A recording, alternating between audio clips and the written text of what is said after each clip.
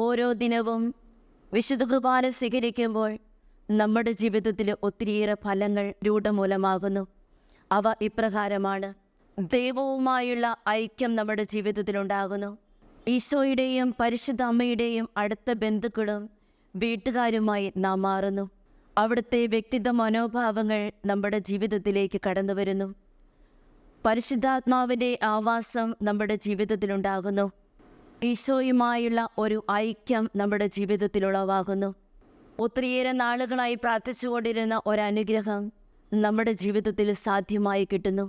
ശുദ്ധീകരണ സ്ഥലത്തെ ആത്മാക്കൾ ശുദ്ധീകരണ സ്ഥലത്തു നിന്നും മോചിപ്പിക്കപ്പെടുന്നു. നമ്മുടെ ശുദ്ധീകരണവും നീതീകരണവും സംഭവിക്കുന്നു.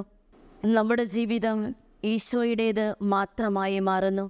എളിമപ്പെടാനും വിനയമുള്ളവരാകാനുമുള്ള വലിയ കൃപ വിശുദ്ധ കുർബാന സ്വീകരണത്തിലൂടെ നമ്മുടെ ജീവിതത്തിലുളവാകുന്നു.